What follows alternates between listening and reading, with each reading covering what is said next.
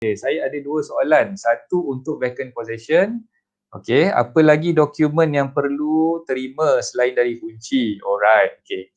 Yang kedua, berapa hari untuk owner deliver vacant possession selepas final disbursement? Okay.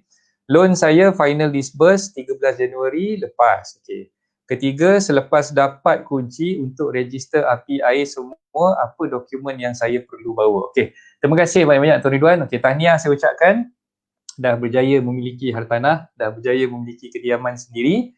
Okay, yang pertama soalan Tuan Ridwan tu, untuk vacant possession apa lagi dokumen yang perlu diterima selain daripada kunci? Okay, dia bergantung Tuan Ridwan, bergantung pada jenis rumah dan bergantung kepada what we call transaksi yang involved dalam perjanjian jual beli tersebut. Okay, yang pertama sekali, ni saya boleh tunjukkan flow dia lah daripada mula masa Tuan Ridwan sign SPA sehinggalah ke fasa di mana loan Tuan Ridwan yang kita buat dengan bank ataupun dengan LPPSA tu di release ataupun disperse daripada pembiaya lah. Okay. So ketika kita tanda tangan perjanjian jual beli, okay, selepas kita tanda tangan perjanjian jual beli tu, peguam akan mematikan stamp. Okay, perjanjian jual beli yang telah dimatikan stamp tu, sejurus selepas dimatikan stamp sebenarnya peguam dah boleh memberikan sesalinan perjanjian jual beli yang telah dimatikan stamp tu kepada pihak pembeli dan juga penjual lah. Okay, dalam kes Cik Ridwan ni, Cik Ridwan sebagai pembeli, maka setelah Cik Ridwan dah menandatangani perjanjian jual beli, tak lama lah lepas tu terus boleh dapat sesalinan perjanjian jual beli yang dah dimatikan stamp. Okay, jadi tak perlu nak tunggu sampai nak serahkan kunci tu baru dapat kopi SMP tu. Okay, tapi ada juga setengah lawyer ni dia ambil pendekatan nak memudahkan urusan, dia compilekan semua sekali dokumen tu, perjanjian jual beli dan apa-apa yang berkaitan dengan urusan jual beli tu, dia compilekan semua sekali, dia hantar setelah kunci tu nak diserahkan kepada pihak pembeli. Okey, ada juga yang style macam tu. Tapi macam saya, biasanya saya akan serahkan sesalinan perjanjian jual beli yang telah dimatikan stamp sejurus selepas ianya dimatikan stamp lah. Okay, tak lama selepas Cik Ridwan sign je perjanjian jual beli tu, biasanya kita ambil masa lebih kurang dalam bergantung lah kalau penjual tu tanda tangan bersama dengan Cik Ridwan selaku pembeli, maknanya dua-dua pihak dah tanda tangan, esoknya tu dah boleh kita matikan stamp. Okey, kalau katalah Cik Ridwan sign dulu, penjual sign kemudian, berkemungkinan kita ambil masa sikit lah, tunggu sampai penjual dah sign baru kita akan matikan stamp. Tapi lama tak lama pun lebih kurang dalam seminggu jugalah. Sebab stamping ni kita just bawa aja dokumen tu pergi ke Lembaga Hasil Dalam Negeri, ke pusat bayaran duty stamp tu, kita terus boleh buat bayaran dan terus dapat on the spot. Kita tak payah tunggu lama pun sebenarnya. Okey, itu dari segi perjanjian jual belinya. Okey. Ketika kita nak terima kunci rumah, kunci rumah ni bergantung pada jenis rumah yang tuan belilah. So kalau katalah Cik Ridwan beli rumah yang jenis landed. Jenis landed biasanya kunci rumah tu diserahkan bersama-sama dengan kalau ada remote pagar, remote control tu pun dia bagi sekali. Dan ada yang bertanya dengan saya sama ada perlu ke tidak penjual menyediakan kunci rumah keseluruhan daripada kunci masuk pintu utama sampailah ke pintu bilik, sampailah ke bilik toilet, ke bilik store dan sebagainya. Itu bergantung kepada tuan rumah yang kita beli rumah tu sendirilah. Ada setengah tuan rumah ni yang memang jenis particular. Dia simpan daripada awal-awal dia beli rumah tu sampailah ke tarikh dia nak jual tu, kunci rumah one set tu masih lagi intact dalam kotak lah katakan kan. Jadi dia dah simpan elok-elok dan dia akan serahkan sekali. Ada juga jenis tuan rumah yang tak begitu menjaga dia punya harta benda. Kan, kunci bilik hilang, bilik store hilang, semua benda hilang lah. Yang ada kunci main door dengan pagar punya mangga je. Biasanya macam tu. Jadi bila kita nak terima kunci rumah tu bergantung kepada penjual rumah tu sama ada dia boleh sediakan keseluruhan set pintu punya kunci ataupun dia hanya sediakan pintu masuk utama untuk kita masuk ke rumah tersebut lah. Dan saya syorkan sekiranya anda sebagai seorang pembeli bila dapat aja kunci untuk masuk ke rumah baru tu, saya syorkan anda tukar segala tombol yang ada, segala mangga yang ada tu anda tukar dengan yang baru lah. Sebab tu kalau katalah penjual tak sediakan keseluruhan kunci, set-set yang ada tu tak ada untuk semua bilik dan sebagainya, jadi tak ada masalah sebenarnya. Sebab saya sendiri mengesyorkan klien-klien saya, siapa yang dah ambil kunci rumah daripada penjual untuk menukar segala tombol, segala mangga yang berkenaan dengan rumah tersebut untuk mengelakkan daripada berlakunya kecurian dan sebagainya lah. Kita tak tahu kan sebab kadang-kadang ada setengah penjual ni, bukan kita nak menuduh tapi kita kita berwaspada lah, kita berhati-hati. Kita risau takut mungkinlah kalau tak bukan kerana tuan rumah asal dulu, penjual tu yang ceroboh masuk rumah selepas menyerahkan kunci rumah tu kepada kita, kita risau juga takut-takut ada orang lain yang mungkin dah duplicate kunci rumah tersebut sebelumnya. Manalah tahu dulu mungkin owner asal tu dia pernah gunakan khidmat kontraktor untuk renovate rumah dan sebagainya, dia pernah bagi kunci rumah lama kepada kontraktor tu, jadi kita risau takut nanti ada anasir-anasir yang tak baik, mereka yang tak bertanggungjawab akan pecah masuk rumah kita. Jadi saya syorkan untuk tukar segala tombol, segala pintu masuk punya mangga dan sebagainya tu semua tukar yang barulah. Okey, itu dari segi penyerahan kunci rumah dan juga set-set yang berkenaan lah, termasuklah remote control dan sebagainya. Okey, yang kedua, Cik Ridwan kena pastikan peguam menyerahkan sesalinan perjanjian pinjaman. So tadi saya dah cerita pasal SPA, loan SPA maknanya Sale Purchase Agreement dah diserahkan setelah dimatikan stamp. Okay. Yang kedua yang saya tekankan ke sini adalah loan agreement. Loan agreement perjanjian pinjaman kita dengan pihak bank. Okay, kita berhak untuk mendapat sesalinan perjanjian pinjaman yang kita tantangani dengan pihak bank daripada pihak peguam lah. Jadi peguam kena pastikan ada satu salinan yang dah dimatikan stamp juga diserahkan kepada kita. Bukan setakat letter offer saja, tapi keseluruhan loan agreement yang kita tantangani dengan pihak bank. Okay, kita boleh dapatkan satu salinan daripada peguam. Okey, itu yang kedua. Yang ketiga, peguam juga akan menyerahkan sesalinan grant. Okey, grant kat sini maknanya grant photostat lah. Sebab grant original biasanya akan dipegang oleh pihak bank. Okey, so bila kita gadaikan, kita buat pinjaman dengan pihak bank, kita terpaksa menggadaikan rumah yang kita beli tadi tu kepada pihak bank. Jadi bank tu sebagai pemegang gadaian. Jadi grant asal ataupun original grant tu akan dipegang oleh pihak bank, dan kita berhak untuk menerima satu salinan grant photostat lah. Okay, ini antara dokumen-dokumen yang akan diserahkan bersama dengan kunci rumah ketika kita menerima vacant possession tu. Okay, itu untuk menjawab soalan pertama Cik Ridwan. Okay, yang kedua, berapa hari untuk owner deliver vacant possession selepas final disbursement? Okay. Biasanya dalam perjanjian jual beli, tempoh masa yang kita berikan adalah 7 hari. 7 hari untuk pihak penjual menyerahkan vacant possession ataupun milikan kosong, termasuklah kunci rumah tadi tu kepada pihak pembeli. Okay, itu tempoh biasa yang kita nyatakan dalam perjanjian jual beli lah. Okay, tapi macam sekarang ni, Cik Ridwan final disburse 13 Januari. Okay, maknanya on the day of kita start PKP kan. Jadi sekarang ni kita menghadapi masalah sebab tak boleh nak rentas daerah dan sebagainya.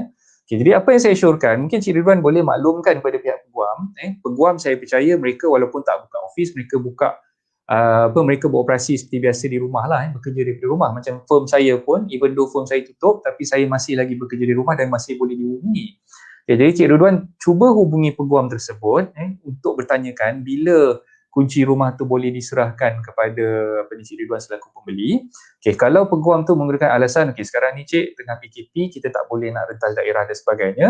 Okay, jadi sebenarnya macam saya, apa yang saya buat, pendekatan yang saya buat adalah saya boleh tulis surat. Saya boleh tulis surat memaklumkan kepada anak guam yang terkesan disebabkan PKP ni tadi, untuk merentas daerah tu saya akan tulis surat temu janji.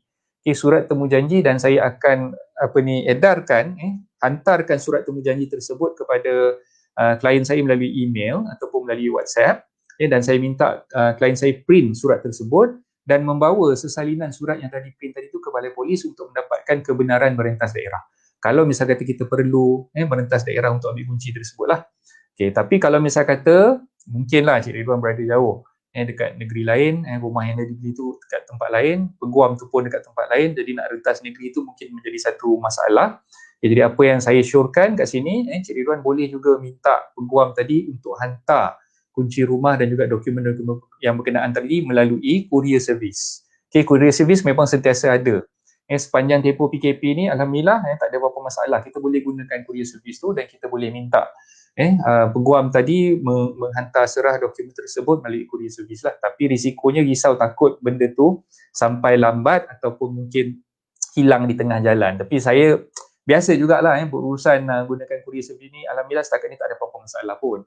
Jadi Cik Ridwan boleh meminta pihak peguam untuk menghantar kunci rumah dan juga dokumen yang berkenaan tu melalui courier service. Okay, right. Itu berkenaan dengan penyerahan kunci lah. So maknanya dalam perjanjian jual beli biasanya kita sebutkan dalam tempoh 7 hari selepas final disbursement ataupun duit tu dah diriliskan oleh bank kita sebagai pembeli kepada account stakeholder peguam yang dah terima duit tu bagi pihak penjual lah. Jadi itu dia punya tempoh masa yang biasa kita gunakan lah. Okay. Ketiga, selepas dapat kunci untuk register api air semua, apa dokumen yang saya perlu bawa? Okay, soalan yang baik. Untuk urusan pendaftaran akaun baru, okay, sepatutnya Cik Ridwan kena pergi berurusan di kaunter-kaunter setempat bil-bil utility tersebut lah. Sebagai contoh TNB. Okay, untuk register electricity kena pergi ke kaunter setempat TNB, bawa sesalinan IC, bawa sesalinan perjanjian jual beli. Okay, yang dah di photostate siap-siap lah. Okay, jadi bawa juga sesalinan bil utility untuk rumah yang Cik Ridwan beli tadi tu. Okay, macam saya biasanya saya dah compilekan siap-siap. Bila saya nak serahkan kunci rumah kepada bakal pembeli untuk dia masuk rumah tersebut, saya dah pesan awal-awal dalam surat saya nak serahkan kunci tu pun saya dah nyatakan okay, sekarang ni adalah menjadi tanggungjawab pihak pembeli untuk membuka akaun baru dengan utilities. Okay, so dia kena pergi berurusan sendiri dengan TNB, dengan Syabas, dengan Indah Water dan sebagainya lah. Okay, jadi mana yang beli rumah apartmen ataupun kondominium yang ada management corporation, dia pun perlu mendaftarkan diri dia dengan management corporation ataupun dipanggil JMB lah, Joint Management Body tadi. Okay, jadi itu antara dokumen-dokumen yang Cik Ridwan perlu bawa lah. Yang TNB tu kena sediakan satu salinan, IC, SNP dan juga bil untuk TNB. Syabas untuk air pun sama juga, sesalinan IC, sesalinan SMP dan juga salinan bil Syabas tadi itulah. Okay, inilah antara dokumen-dokumen yang Cik Ridwan perlu bawa untuk buka akaun yang baru. Dan barang diingat, setiap kali kita nak buka akaun baru, kita dimestikan untuk membayar deposit. Okay, jadi deposit untuk utility ni berbeza. Dia tengok jenis rumah. Contoh TNB, mungkin rumah landed dia punya deposit dia tinggi sikit. Kalau rumah apartmen ataupun kondominium, deposit dia rendah sikit. Okay, air pun lebih kurang sama lah saya rasa. Dia punya deposit tu bergantung pada jenis rumah. Kalau banglo lagi mahal lah. Kalau commercial property tu lagi mahal lah kan. Jadi kena tanya, dapatkan maklumat tu daripada pihak TNB sendiri ataupun dengan pihak Syabas sendiri. Dan Indah Water Consortium, okay, paling mudah Indah Water. Sebab Indah Water kita tak perlu pergi ke kaunter. Indah Water kita boleh maklumkan melalui email. Boleh buka laman web Indah Water Consortium. Ada teknik yang dah disyorkan oleh pihak Indah Water. Kita boleh gunakan email dan kita lampirkan saja dokumen-dokumen berkenaan dengan pembelian rumah tersebut dan kita attachkan sebagai attachment di dalam email tu. Kita boleh hantar melalui email dan pihak Indah Water akan proses kita punya akaun baru tu lah. Sebab Indah Water kita tak perlu nak membayar deposit lah. Deposit kepada Indah Water memang tak ada. Okey, cuma yang saya nak syorkan di sini, pihak pembeli sepatutnya kena cek dengan peguam ada tak apa-apa tunggakan yang ditinggalkan oleh penjual terdahulu. Okey, jadi macam saya biasanya saya akan pastikan sebelum saya nak serahkan kunci, saya akan cek dengan pihak TNB, Indah Water, dengan Syabas, dengan pejabat tanah untuk cukai tanah, dengan Majlis Pembandaran untuk cukai pintu, dengan JMB untuk bil-bil dipanggil maintenance. Jadi semua ni kita akan periksa dulu. Kita akan pastikan bahawa tidak ada apa-apa tunggakan yang ada. Kalau sekiranya ada tunggakan, maka peguam berhak untuk menggunakan duit yang dah dimasukkan ke dalam stakeholder account dia untuk menyelesaikan segala tunggakan-tunggakan yang ada sebelum peguam menyerahkan milikan kosong ataupun vacant possession kepada pihak pembeli tadilah. Dan peguam juga akan pastikan tak ada apa-apa hutang yang ditinggalkan oleh penjual. Kalau misalnya kata ada, dia akan tolak daripada stakeholder manis yang dipegang tadi tu dan bakinya barulah diserahkan kepada pihak penjual. So tu kena faham lah, itu dia punya prosedur. Saya harap apa yang saya dah terangkan tadi Cik Ridwan boleh faham dengan jelas lah. Okay. So terima kasih atas pertanyaan Cik Ridwan. Alhamdulillah banyak yang dapat manfaat dengan pertanyaan yang Cik Ridwan tanyakan tadi tu, dan insyaAllah dengan apa yang saya terangkan tadi tu boleh menjawab persoalan Cik Ridwan dan juga mungkinlah ada di kalangan sahabat-sahabat yang menonton ni boleh faham dengan apa yang saya cuba sampaikan tadi lah. Okay, Tuan Firdaus Putih, Waalaikumsalam Tuan Firdaus. Okay. Cik Imran ada tanya kat sini. Salam coach, TNB dah boleh register online cuma kena scan SMP. Okey. So Cik Imran ada bagi apa ni maklumat sikit kat sini. Terima kasih banyak-banyak Cik Imran. Boleh register online dan kita boleh lampirkan salinan SMP tu melalui apa ni scan lah. Mana kita perlu scankan dokumen tu dan kita boleh submit ke TNB secara online. Okay, jadi bayaran tu pun saya rasa untuk buat payment deposit dan sebagainya tu pun kita boleh buat secara online lah. Jadi dalam tempoh PKP sekarang ni saya rasa banyak cara yang dah dipermudahkan lah. Tak perlu lagi nak hadir ke kaunter dan sebagainya. Kalau dulu mungkin setiap kali kita nak buat urusan tu kita kena hadir ke kaunter kan. Macam TNB memang saya apa ni tak nafikan dia punya apa tu deposit dia agak tinggi lah. Macam rumah landed kalau tak silap saya dalam RM500 kalau tak silap saya lah. So mungkin tuan-tuan perempuan boleh check di laman web pihak-pihak yang berkenaan TNB Syabas, kalau di 9 Sains kat Johor SAJ semua ada syarikat-syarikat yang berkenaan lah untuk air apa semua kan jadi tuan-tuan perempuan boleh periksa melalui laman web mereka dan boleh dapatkan dia punya maklumat terkini lah berkenaan dengan tata cara macam mana kita nak berurusan dengan mereka sepanjang tempoh PKP. Tuan Firdaus daripada Penang. Okey, terima kasih Tuan Firdaus. Okey. Okey, Cik Imran ada tanya lagi ni. Waalaikumsalam. Okey, saya baru selesai beli rumah subsale. TNB boleh buat online saja, kena scan SPP. Okey. Sama je lah macam mana yang dia dah terangkan tadi. Okey Mas, apa khabar Mas? Mas letak tanda apa? Alright, siapa lagi yang dah join ni? Tuan Farhan Halim. Waalaikumsalam. Okey. Waalaikumsalam Mas, terima kasih. So siapa-siapa yang dah join ni, tolonglah tolong kongsikan rancangan live ni, tekan button share tu dan kalau ada apa-apa pertanyaan boleh ajukan pertanyaan tuan-tuan perempuan di ruangan komen. Okay, so kita ada beberapa minit saja lagi. So masa saya tengok jam ni dah pukul 10.23. So ada lebih kurang dalam 7 ke 8 minit lagi lah untuk kita bersiaran secara live. Okay, jadi ada apa-apa soalan lagi yang ingin diajukan oleh tuan-tuan perempuan? Kalau ada boleh masukkan di ruangan komen insyaAllah. Sebenarnya awal-awal masa fasa apa ni PKP 2.0 tu hari pertama saya buat live tu, saya dah bagi terma dan syarat untuk tuan-tuan perempuan mengikuti rancangan live ni. Siapa yang nak bertanyakan soalan tu boleh emailkan kepada saya ataupun WhatsApp kepada saya lah. Tapi unfortunately tak ada.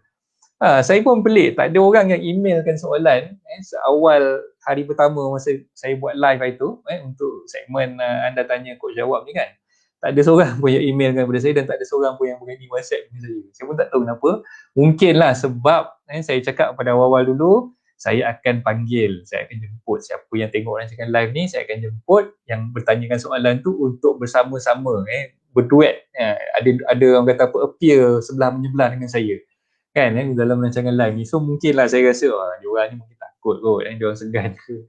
Malu kot jadi tak apalah, saya pun tak kisahlah kalau misalnya kata anda segan, anda malu nak bertanya soalan melalui email dan takut, saya akan panggil anda masuk dalam rancangan live macam mana yang kita buat sekarang ni. Apa ni kita buat macam mana yang kita buat sekarang ni lah. Siapa-siapa yang ada soalan boleh terus panjangkan soalan anda dan masukkan di ruangan komen untuk saya menjawab satu persatu insyaAllah. Okay, jadi siapa yang ingin mengajukan soalan tanpa keluar secara live macam mana yang kita buat sekarang ni, anda boleh hantarkan pertanyaan anda melalui email. Email saya ada kat bawah ni. Okay, boleh tengok kat sini, anda@hartanah@gmail.com ataupun anda boleh WhatsApp saya ke nombor 012-655-0685. Tu nombor saya tu kan 012-655-0685. Okay, boleh email dan boleh WhatsApp kepada saya. Alright. Ada dua lepas ni. Okey. Mas ada soalan tapi dia segan nak tanya kot. Tak apa. Mas type dulu Mas Nanti kejap lagi hantar. Okey, Syekh Fahmi ada tanya ni. Okey, Tuan Syekh. Waalaikumsalam Tuan Syekh. Saya ada beli rumah subsale, bulan ni dah start bayar. Tapi saya baru pergi lihat rumah. Tapi barang-barang dan sampah sarap penuh di rumah tu. Allahu Akbar. Okey. Apa perlu saya buat? Saya ada cakap dengan owner tapi owner buat tak tahu je. Apa perlu saya buat? Okey. Dalam hal membeli rumah subsale ni tuan-tuan perempuan kena faham Tuan Syekh kena fahami ada satu klausa ataupun ada satu terma yang dipanggil as is where is basis. Apa yang anda lihat itulah yang anda akan dapat. Okey, so maknanya subsale punya transaction ni, rumah yang dibeli secara second hand ni, kita tak boleh nak meletakkan kata apa, tempoh defect liability period ataupun tempoh perbaikan ataupun tempoh ganti rugi seperti mana kita beli rumah melalui pasaran primer ataupun melalui pemaju. Okey, jadi kita beli rumah subselling, kita kena faham lah, ada terma as is where is basis, maknanya kita bila kita dah terima kunci rumah, kita bertanggungjawab sepenuhnya ke atas rumah yang kita beli tadi itulah. Okey, itu memang standard dalam mana-mana transaksi yang melibatkan hartanah subsale. Okey, jadi dalam kes Tuan Syekh ni, bila kita beli rumah, saya tak pasti yang anda beli rumah melalui ejen hartanah ataupun anda beli direct daripada owner. Okey, kalau kita beli rumah melalui ejen hartanah, okey, kita boleh meletakkan syarat sebelum kita bayar booking dan kita menandatangani booking form tersebut, kita boleh letakkan dalam booking form tu kita minta ejen untuk masukkan terma di mana sekiranya berlaku kecacatan ataupun berlaku apa-apa kerosakan, ketidaksempurnaan ke atas rumah yang kita beli tadi, kita boleh minta penjual untuk rectify kecacatan ataupun apa-apa kerosakan ke atas rumah tersebut sebelum penjual menyerahkan kunci rumah kepada kita. Okey, itu kalau misal kata kita beli rumah melalui ejen, kita boleh masukkan terma tersebut, terma tambahan lah maksud saya, terma tambahan tersebut di dalam booking form. Okey, dan bila ejen dah menulis terma tambahan tersebut di dalam booking form dan ketika ejen berjumpa dengan penjual, penjual pula bersetuju untuk akur dengan permintaan pihak pembeli, maka penjual perlulah memperbaiki keadaan rumah tersebut, kecacatan, kerosakan yang ada kat rumah tersebut sebelum penjual menyerahkan bilikan kosong ataupun kunci rumah kepada kita sebagai pembeli.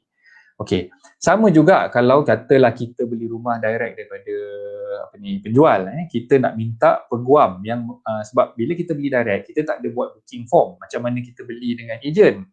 Okey, tapi macam kalau kita beli dengan ejen, advantage-nya kat situlah sebenarnya. Kita boleh minta ejen untuk masukkan terma-terma tambahan di dalam booking form tersebut, dan peguam bila dah baca terma tambahan yang ada dalam booking form tu, peguam boleh minta kita boleh minta peguam untuk masukkan terma tambahan tersebut di dalam perjanjian jual beli. Okey, itu advantage bila kita beli dengan ejen hartanah.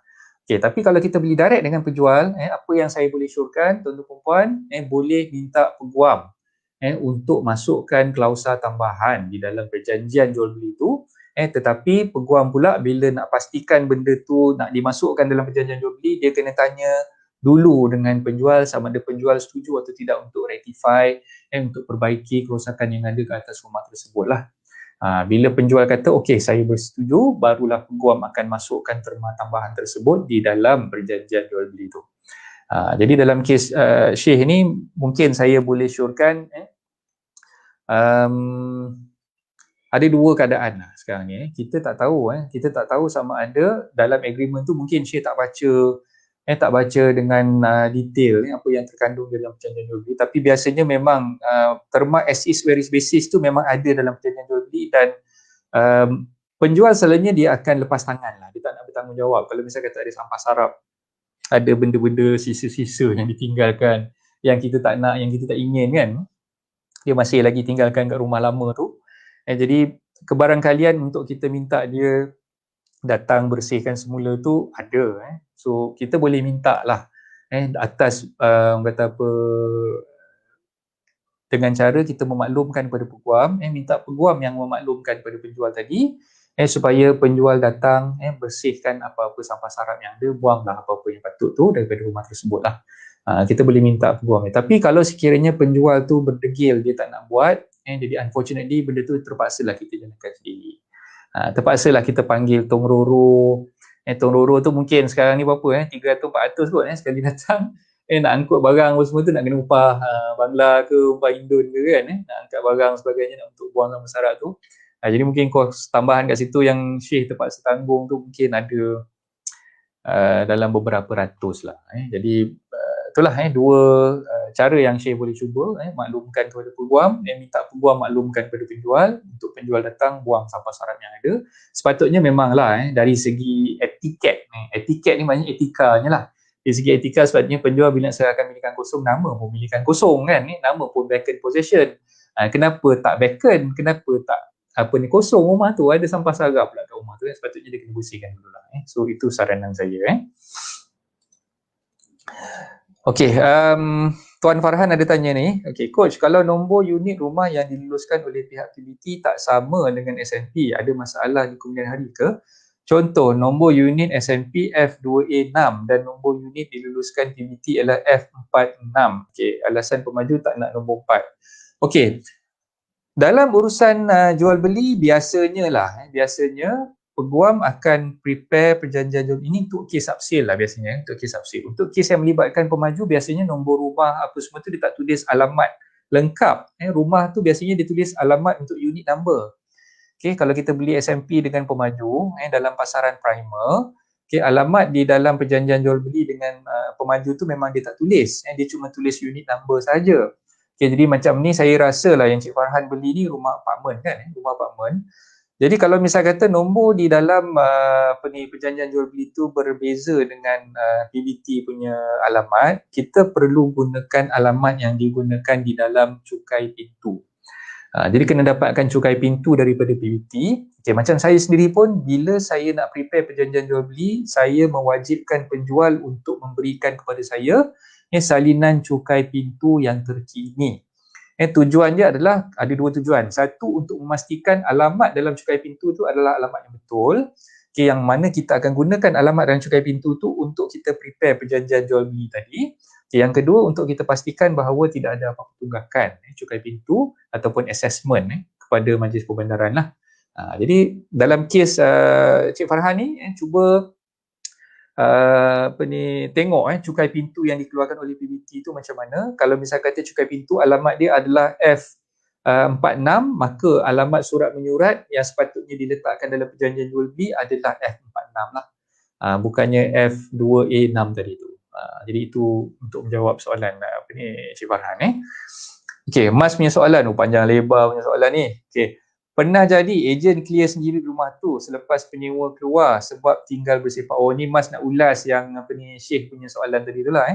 Owner sebab owner tinggal bersepah, rumput panjang, bagi tu dekat owner bayar upah cuci, tak gamak lah nak serah kunci rumah kotor macam tu dekat buyer, tangki bocor je, tak dapat nak repair sebab buyer cakap dia boleh repair sendiri sebab owner dah kurangkan harga sebelumnya. Okey.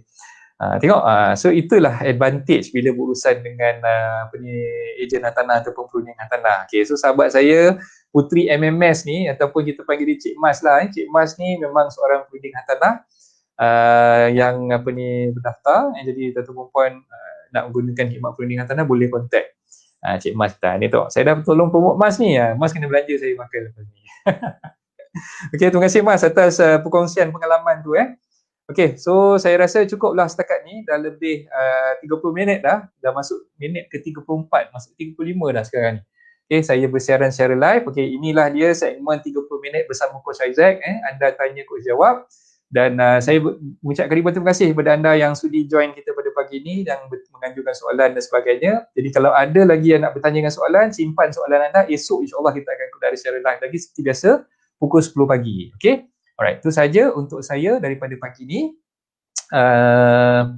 Dan saya ucapkan banyak-banyak terima kasih kepada anda yang join rancangan live kita pada pagi ni, dan saya ucapkan saya mohon ampun dan maaf sekiranya ada jawapan-jawapan saya yang kita tak berapa clear ataupun tak mencapai sasaran.